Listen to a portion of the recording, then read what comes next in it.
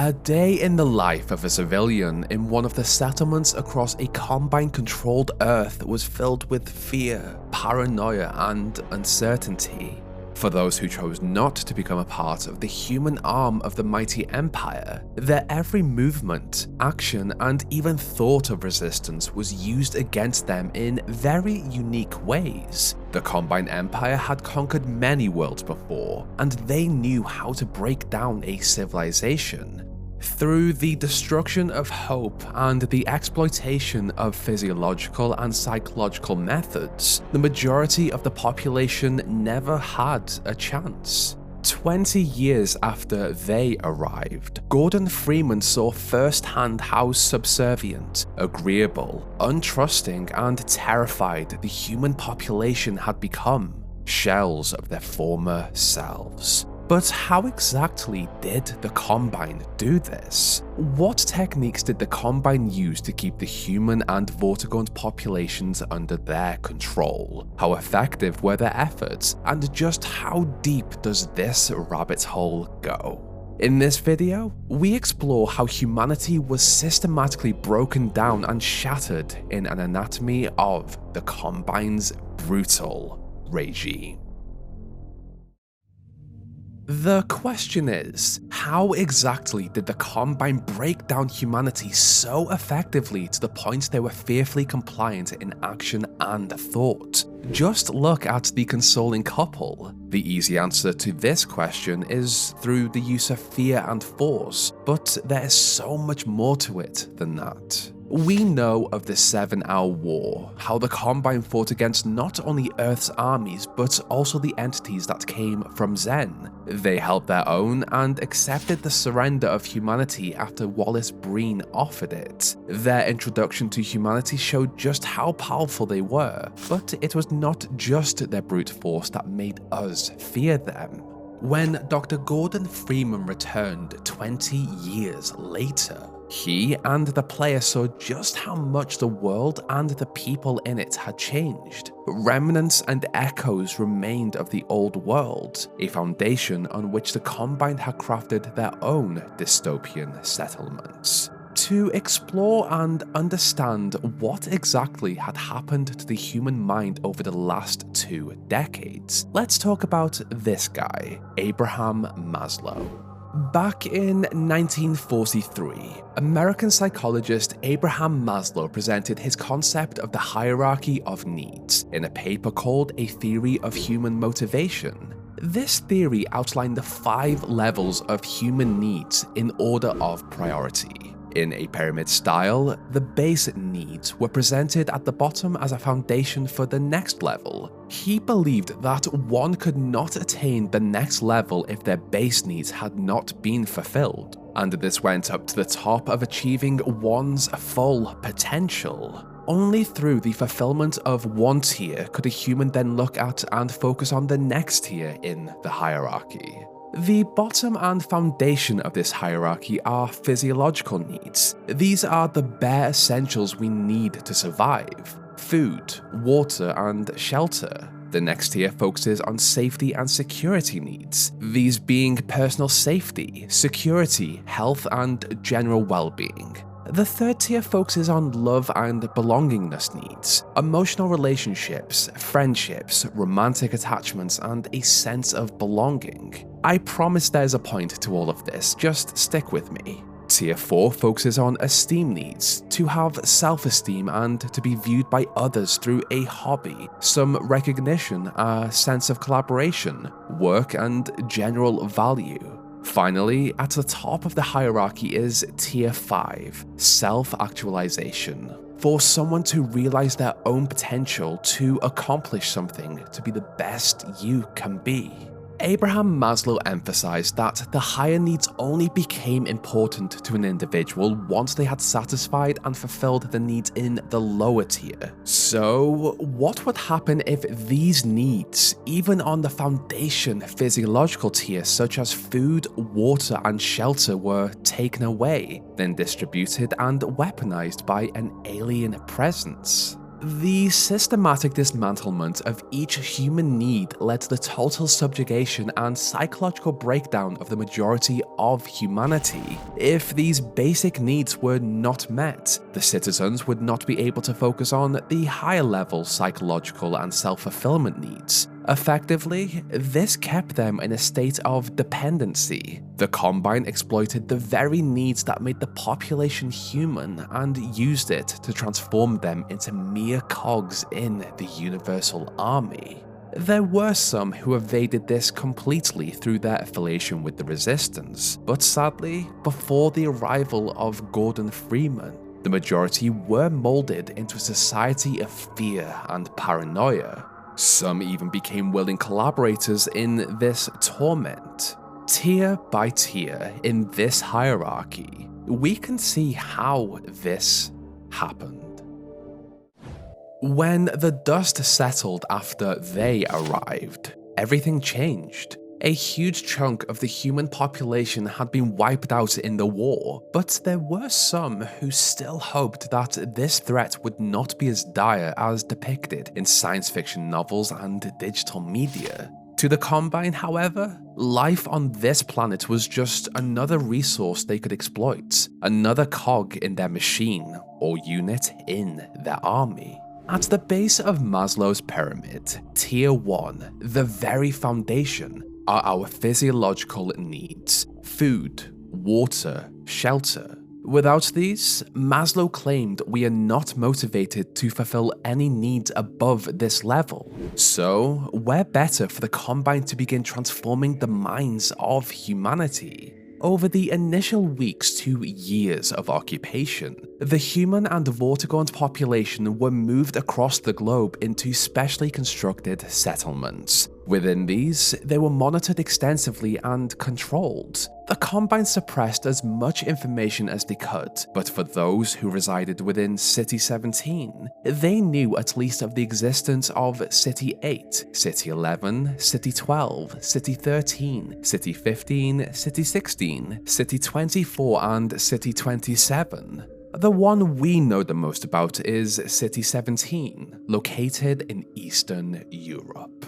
Under the control of the Combine-chosen Earth Administrator, Dr. Wallace Breen, these citizens were assigned homes, given ration packs through dispensers, and water through vending machines. They were told that the land outside of these cities was hostile, a wasteland of aggressive creatures that had also come to Earth during the portal storms. Within the walls of the city, they were safe, thanks to the Combine.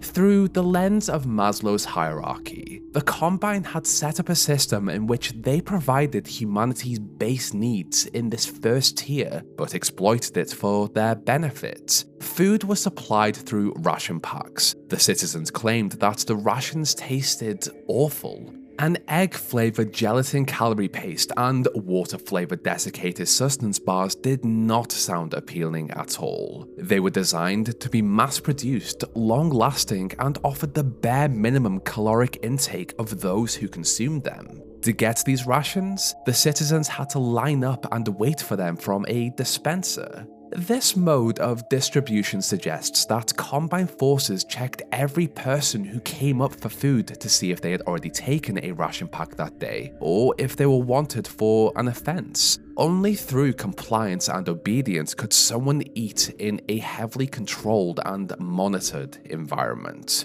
Hydration was supplied through Breen's private reserve vending machines. The water came in limited sizes, and after drinking it, some civilians claimed it made them hazy and forgetful. This triggered others to think that maybe a chemical was put into the water. This makes sense. If the vast population forgot why they hated the Combine so much, they would be so much easier to control. As for shelter, well, this was supplied through assigned living quarters. The Combine knew exactly where each civilian was and who they were with.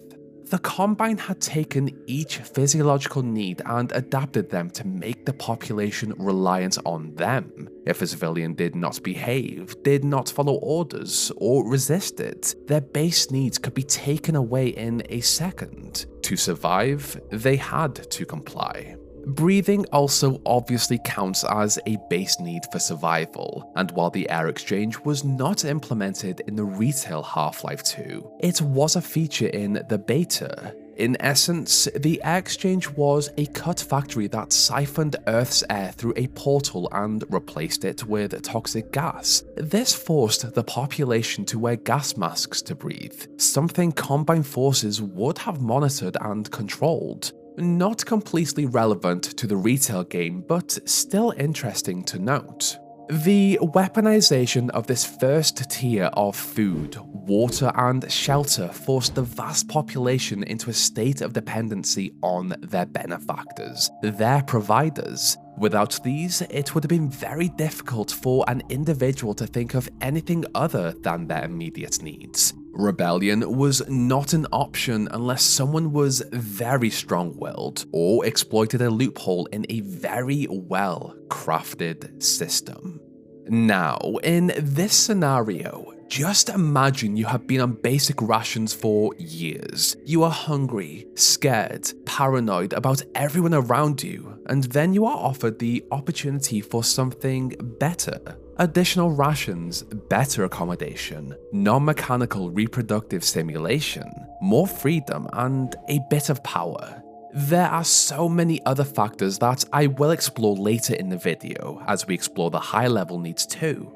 By volunteering as a member of the Combine's human police force, a collaborator in the civil protection, life could be better. To make your life just a little bit easier by keeping the rest of your fellow humans in line under the rules of the Combine regime. There have also been whispers and rumors of an underground resistance who work in the shadows to escape City 17. The Combine do not want this. Well, in a recent poll, I asked you guys what you would do. As of writing, there have been around 4,000 votes. The results were interesting. 38% said that they would join the civil protection, 46% said that they would not join, and 16% said other. Now, the comments which align with other kind of fall into three statements. Join the civil protection as a spy to help the resistance like Barney did. Attempt to escape City 17 altogether and survive in the wasteland. And then take a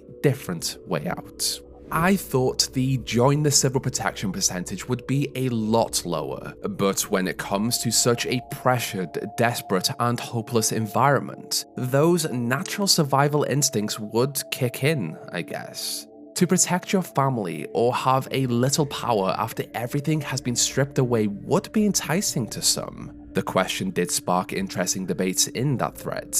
We are all products of our environment and the media we consume. The civil protection was not the only job available by the Combine. We at least know of the workers who dealt with the Xenian infestation in the quarantine zone, so we know that there were at least positions available that made the world safer too. The promise of the bare essentials was absolutely used to exploit the desperation of some of the citizens into compliance and collaboration, a very powerful recruitment tool, a way to snuff out thoughts of resistance, and a way to break down the population. Total control.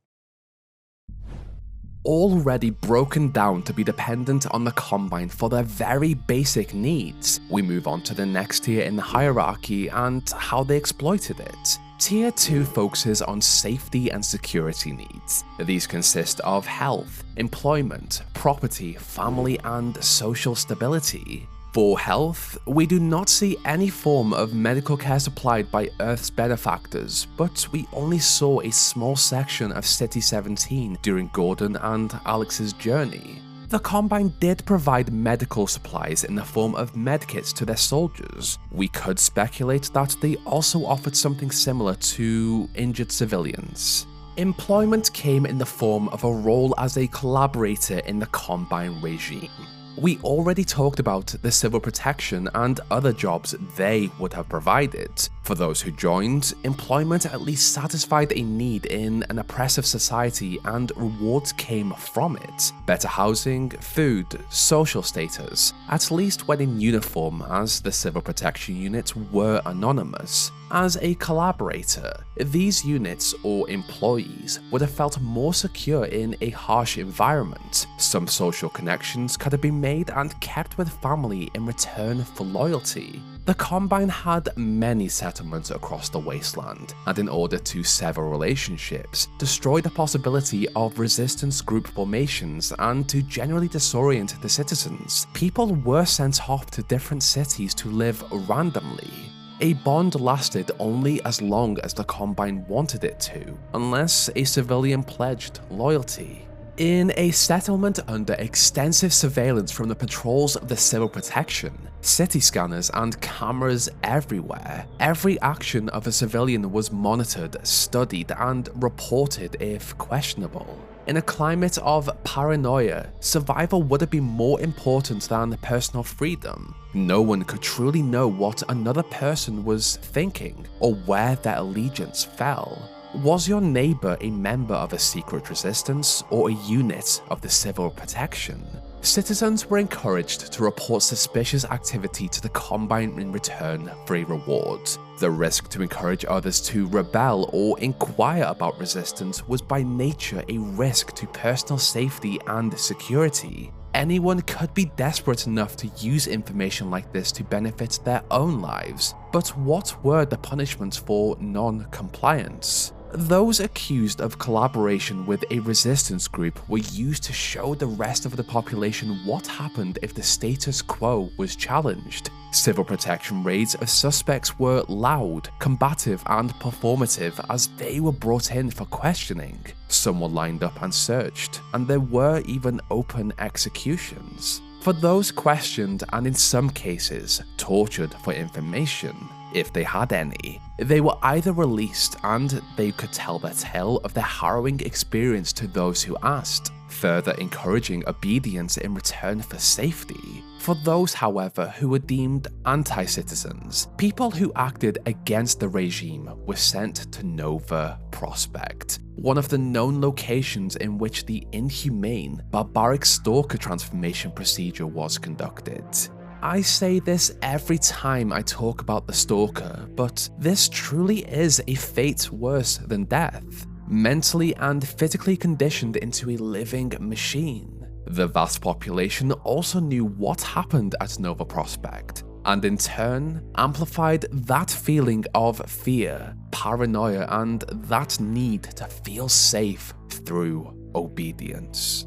Personal safety and security was given to those who earned it. The surveillance and threat of violence, or worse, was also there in their minds. As for those in the civil protection and other jobs, they were more secure. Their needs were met, but in return for their collaboration. For some, this distribution of the essentials of food, water, shelter, purpose, and safety could have led them to feel like they owed the Combine a debt of gratitude. The civil protection was just the first rank in a scale of Combine units in the Overwatch. This level did not require physical or biological modification, but the others did. The more severe, the higher the rank. If that feeling of debt was strong enough, would this push someone to go all the way? Across the cities, the civil protection provided a sense of order and normality. Law enforcement, just like in the days before the Combine's arrival, this was just a slightly different regime. They restricted, controlled, and monitored the movement of the population through checkpoints and barriers. This only added to the psychological impact. Movement between the zones of City 17 was controlled and linked to safety. Using the manipulation of safety in the control of movement was pretty smart. 5 years before Gordon Freeman returned, even the Resistance, through all of their resources and connections, had no idea an entire zone of City 17 had been quarantined due to a Xenian infestation. Under the guidance of humanity's benefactors, there was safety, and under this regime, information was distributed to only those who needed it. Everything was monitored, everything was controlled. Alongside this, as the movement of the citizens was controlled, it reduced the chance of organized resistance meetups. With complete control of what information was accessible to each zone and city on Earth, the Combine spread their own disinformation and propaganda through physical and digital media. Information that preyed on the already weak minds that had been broken down. Throughout the streets, posters such as Report the Vort and Combine for Safety were just two of many messages intended to divide a possible human and Vortigaunt alliance. The Combine themselves also wanted to enslave every Vortigaunt they found to turn them into living batteries. Combine for Safety is as simple as it looks. Through collaboration and compliance would those safety needs be met. These posters aimed to make the Combine regime normal. The most impressive tool was that of Breencasts, pre-recorded and live scripted messages recorded by Earth Administrator Dr. Wallace Breen himself, a human who spoke to the other humans about the benefits and rewards of unification. These broadcasts were displayed on every screen in every city, and he spoke in a calm and almost paternal tone to convey he cared truly about his kind. What is interesting about this is that the restricted movement and destruction of close bonds meant that no relationship could last long term. The longest relationship with another human was with Dr. Breen, a man who spoke to each person with a familiar, caring tone on a frequent basis. His overall messages was that the Combine were humanity's benefactors and protectors. They had come to Earth to help. The Combine had given them food and shelter after all, and even given them the opportunity of purpose. Within Breen's Breencasts, he spread manipulated information and censored those who offered a different narrative. He molded already weak minds into collaborators. Each Breencast was dedicated to a specific topic or story. In one of them, for example, he spoke about how he had been called a collaborator, a term that was intended to be shameful, but he did not see it that way. He saw the refusal to collaborate as a refusal to grow up. Did the lungfish refuse to breathe air? It did not. It crept forth boldly while its brethren remained in the blackest ocean abyss, with lidless eyes forever staring at the dark, ignorant and doomed despite their eternal vigilance. Would we model ourselves on the trilobite? Are all the accomplishments of humanity fated to be nothing more than a layer of broken plastic shards, thinly strewn across a fossil bed, sandwiched between the Burgess Shale and an eon's worth of mud? In order to be true to our nature and our destiny, we must aspire to greater things. We have outgrown our cradle. It is futile to cry for mother's milk when our true sustenance awaits us among the stars. And only the universal union that small minds call the Combine can carry us there.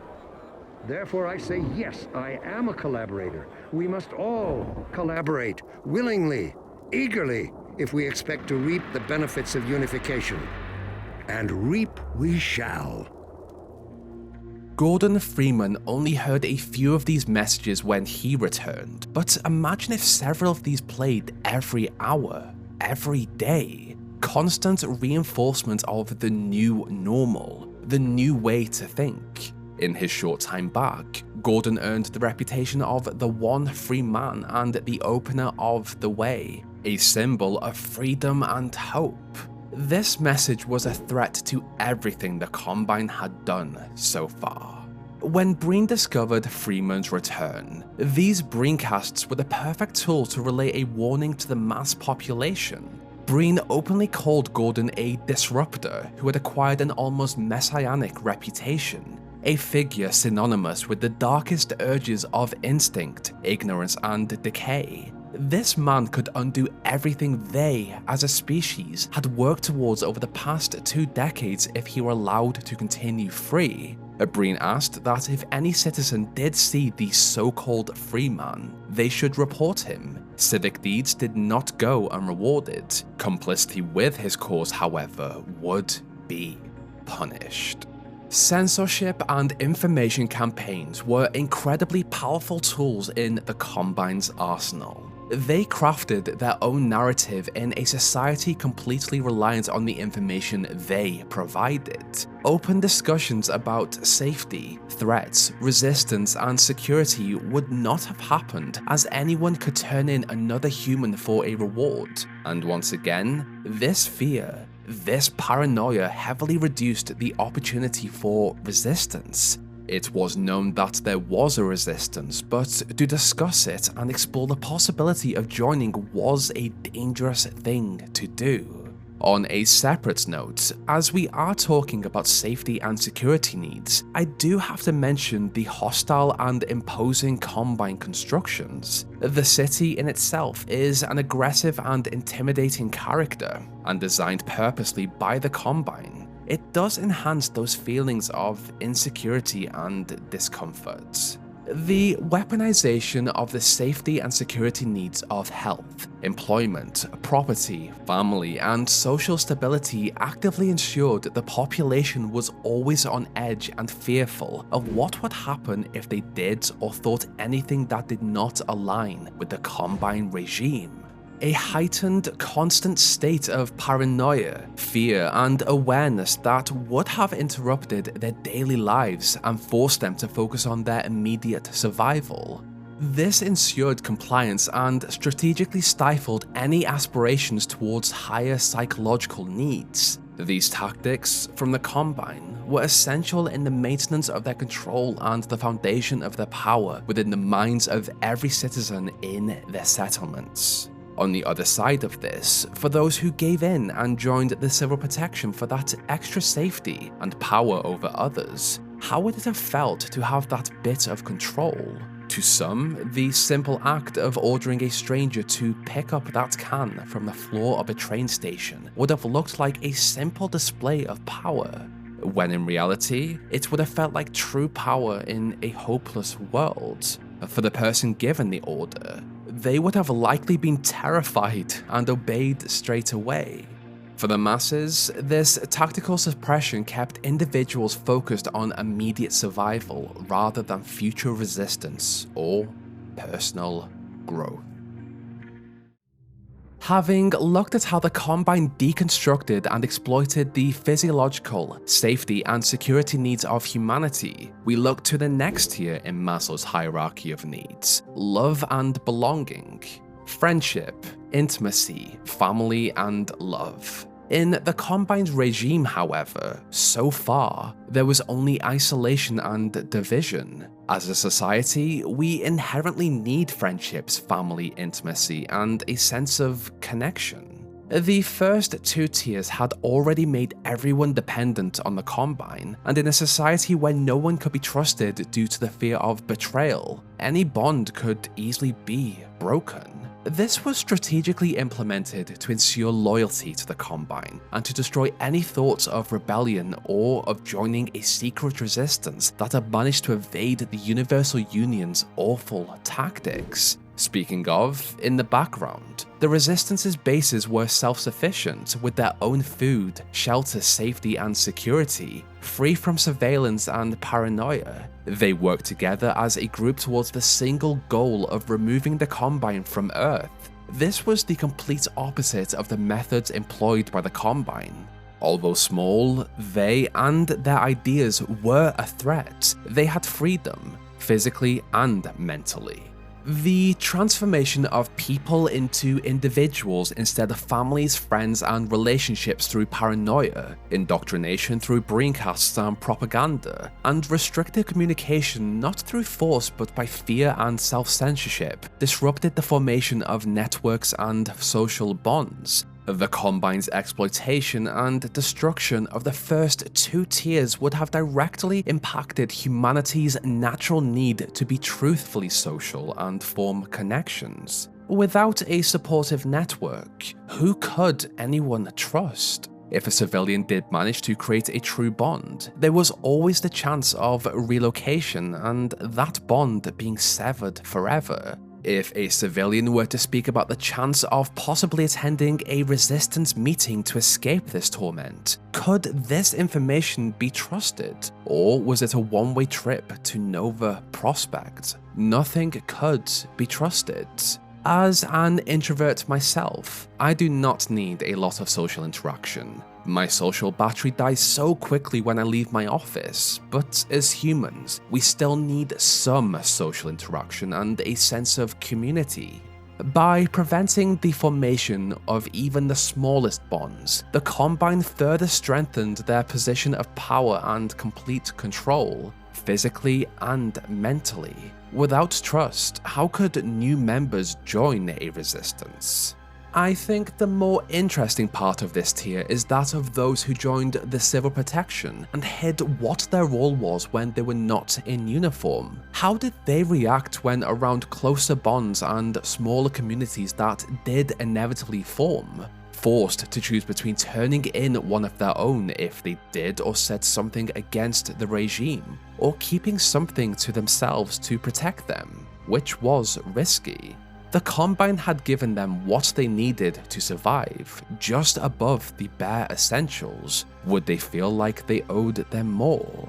Through the erosion of trust and exploitation of social dynamics, the Combine forced individuals into a society of avoidance and isolation in fear that any one of their bonds could betray them and turn them in for having a thought or a viewpoint that did not align with the new regime.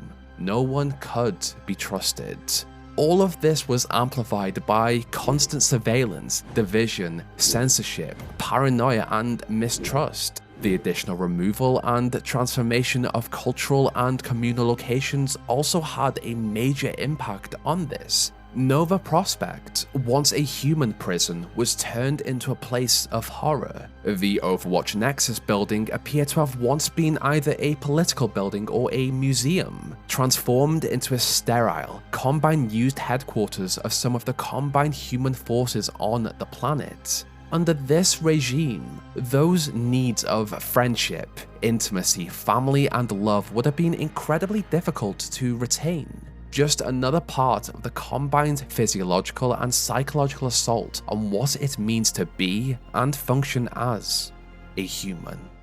As we head towards the higher end of the hierarchy, we reach Tier 4, Esteem. This level focuses on two key aspects: esteem for oneself in the form of dignity, achievement, mastery, and independence, and the desire for reputation or respect from others in the form of status and prestige. By the time the Combine addressed this tier, the isolation and exploitation of the previous tiers had already ensured that these psychological desires would not be at the top of anyone's list of needs. Still, the Combine systematically dismantled any remnants of esteem that remained. Through the introduction of forced clothing, identical blue boiler suits, and standardized hairstyles, the Combine stripped citizens of their personal style and individuality. Men were required to wear short haircuts, while women were given simple tied-back styles. These measures erased any outward expression of identity. If a civilian were relocated to a new city, they would blend in seamlessly, indistinguishable from the population around them. Without the ability to appear visually as a separate person, or to voice different opinions or viewpoints, citizens were robbed of the opportunity for achievements or autonomy. There could be no power, self-worth, or dignity. Any attempt to stand out or challenge the regime resulted in swift and severe punishment. The Breencasts further amplified this suppression. Wallace Breen's paternal voice echoed through the cities, reinforcing a singular message: citizens should see themselves as a part of the greater structure set up by the Combine. Thinking or acting for oneself was unnecessary. Only through obedience could humanity evolve. To willingly become a collaborator, a cog in the machine, was to reap the benefits of unification. Under the Combine's rule, self-esteem, self-respect, and personal growth were deemed irrelevant. What mattered was the collective, and what citizens were told was important: obedience and servitude. Self-reliance or rebellion was portrayed as selfish, acting against the so-called greater good. The Combine, as benefactors, knew what was best for humanity's well-being. Why challenge the status quo? Why question their superiors when they had already provided food, safety, and shelter? Systems were in place to ensure compliance. Civilians were conditioned to act in alignment with the Combine's vision. Why enter a zone they were not authorized to visit? Why allow a family member or friend to criticize their benefactors when a simple report could silence them in exchange for a reward? The Combine deliberately destabilized the concepts of autonomy and relationships. The only relationship a civilian needed was with their benefactors. Self-esteem and respect for others were irrelevant under this regime. Additionally, through censorship and disinformation, citizens were stripped of confidence in their own judgment, agency, and decision-making skills. This forced them into an even deeper dependency on the Combine systems, and for those who dared to think or act differently, a civil protection unit was always nearby to ensure conformity. With the successful deconstruction of esteem, both for oneself and others, the Combine undermined individual achievement, suppressed expression and creativity, and forced an already oppressed population into a more uniform and controlled way of thinking. Fear, obey; paranoia, stay alive; conform. Every human knew that, to their benefactors, each life was expendable. Finally, at the top of Maslow's hierarchy of human needs is Tier 5, self-actualization. This represents personal growth, the realization of potential, and true self-fulfillment. For many, it is the pinnacle of existence where creativity, independence, and the pursuit of meaning come together. Yet, under the Combine's regime, this was a level of need that the majority of humanity would never even dream of reaching. Through their systematic dismantling of every need in the 4 tiers below, the Combine had ensured that the population remained trapped in survival mode. With their physiological needs exploited, their safety threatened, their relationships severed, and their esteem stripped away, how could anyone aspire to self-actualization? This is why, when Gordon Freeman returned 20 years after the initial invasion, humanity stood broken, compliant, and desperate. Citizens lined up obediently for their rations, walked the streets in paranoia, and avoided groups for fear of being labeled a rebel. Even the smallest spark of creativity, individuality, or intellectual curiosity had been snuffed out. They had been reduced to shadows of their former selves, mechanized cogs in the Combine's grand machine.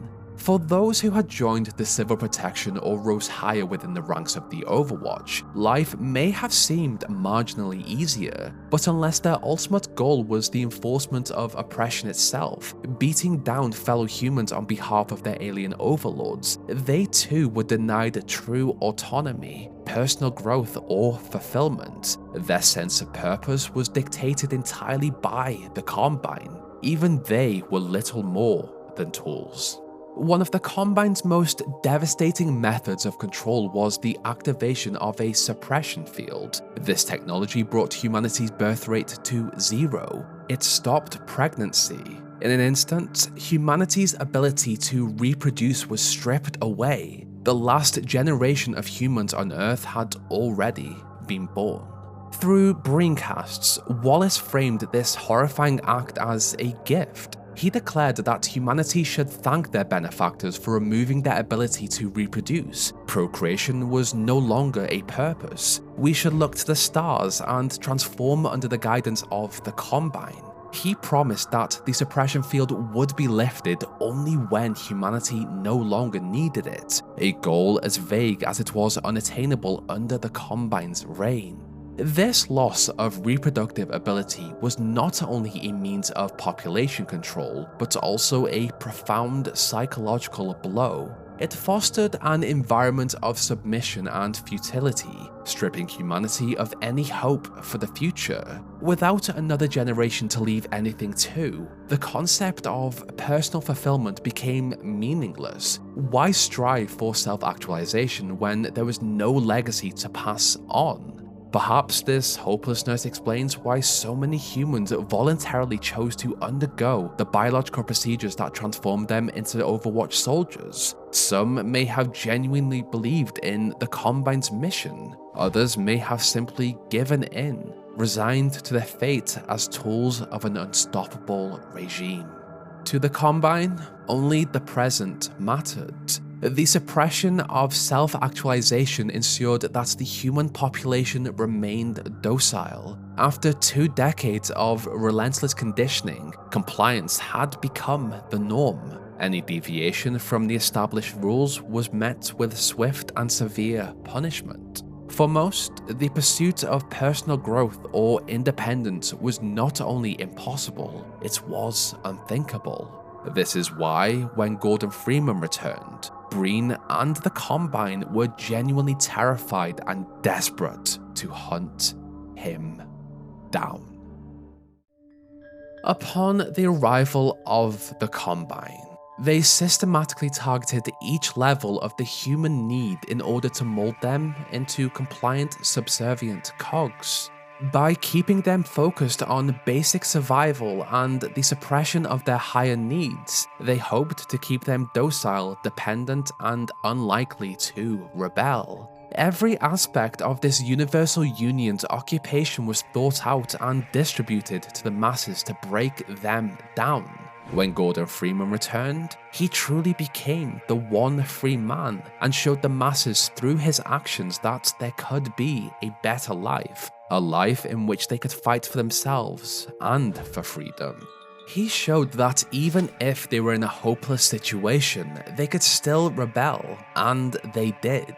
With the help of a resistance scattered across many regions of the wasteland who had escaped the mental conditioning of the Combine, the Freeman's actions led to the fall of Nova Prospekt, a Combine stronghold. This was enough for those who were desperate enough for change to fight, to take back the city. The Combine were not indestructible, and they could be fought. And so, years of brainwashing and manipulation slowly began to fade away as the resistance rose. There were still civil protection and higher units who stayed loyal, but they were long lost at that point anyway.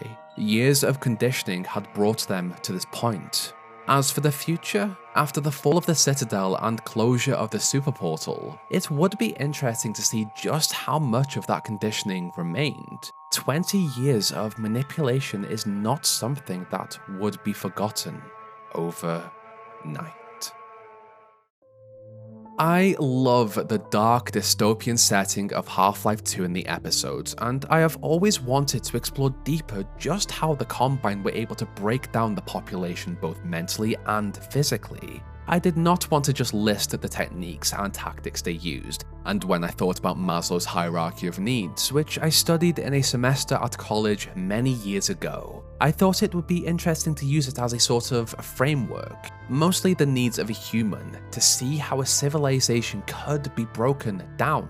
To break down every human need, want, desire, to turn them into multiple minds was fascinating.